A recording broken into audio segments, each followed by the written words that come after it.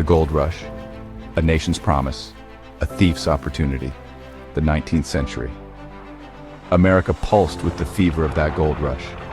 Fortune seekers flooded westward, lured by the glint of riches. From 1840 to 1920, the government issued mineral patents, granting ownership of land and its valuable resources. These patents, meant to symbolize prosperity and opportunity, would become the seeds of a monumental fraud. A fraud so deeply rooted, so intricately woven into the fabric of the nation, that it would take decades to unravel. The promise of gold was intoxicating. Miners staked their claims, eager to unearth their fortunes. They toiled tirelessly, unaware that their sweat and dreams were paving the way for a different kind of gold rush, one fueled by deceit and greed. This new breed of prospector sought not to mine the earth, but to exploit the very system designed to protect those who did. The ink on the mineral patents was barely dry when the vultures began to circle. County officials entrusted with upholding the law saw a chance to enrich themselves. They crafted a scheme of breathtaking audacity, a scheme that would span generations and leave countless lives in ruins. This was not just about stealing land or evading taxes. It was about undermining the very foundations of American democracy. The story of the great property tax fraud is not just a tale of financial malfeasance, but a stark reminder of the fragility of trust and the insidious nature of power. It is a story that demands to be told, for in its telling lies the hope of preventing history from repeating itself.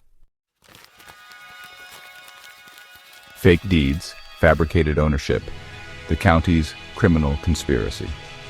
The scheme was deceptively simple.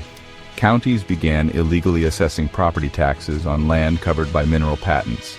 These patents, by law, exempted the owners from such taxes.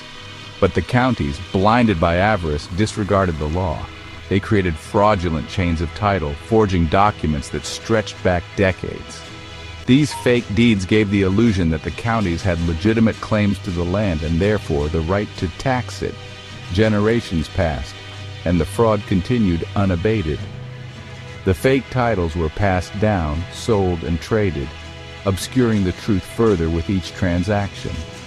Unsuspecting citizens, believing they were purchasing land with clear titles, were ensnared in the web of deceit. They paid exorbitant property taxes, unaware that they were victims of a crime orchestrated by the very entities entrusted with protecting them. The counties, flush with ill-gotten gains, operated with impunity. They used the stolen tax revenue to line their coffers, funding lavish projects and boosting their own political power. The more money they amassed, the bolder they became. The fraud, once a clandestine operation, became an open secret, whispered in the corridors of power. But whispers eventually turn into shouts. The truth, no matter how deeply buried, always has a way of surfacing. And when it did, it would shake the very foundations of the nation. A general on the warpath, uncovering the truth behind the taxes. The first cracks in the facade appeared when a group of landowners, suspicious of the exorbitant taxes levied on their properties, decided to investigate. Their search for answers led them to a man who would become a beacon of hope in the fight against corruption, the General of Tennessee. A decorated veteran and staunch defender of the Constitution, the general was known for his unwavering integrity and his relentless pursuit of justice. Appalled by the scale of the fraud, he vowed to expose the truth and bring the perpetrators to justice. He assembled a team of investigators, including seasoned FBI agents and the Chief of Counsel for Title Matters, to delve into the labyrinthine world of property records and expose the rot within. The investigation quickly gained momentum. The team, armed with their expertise and driven by the general's unwavering resolve, began to unravel the complex web of deceit. They unearthed forged documents, uncovered secret deals, and exposed a culture of corruption that stretched far beyond the borders of a single state. The deeper they dug, the more alarming their findings became.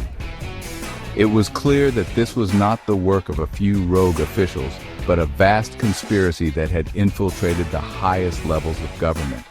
And as they followed the money trail, they uncovered a sinister truth. The tentacles of this fraud extended far beyond American borders.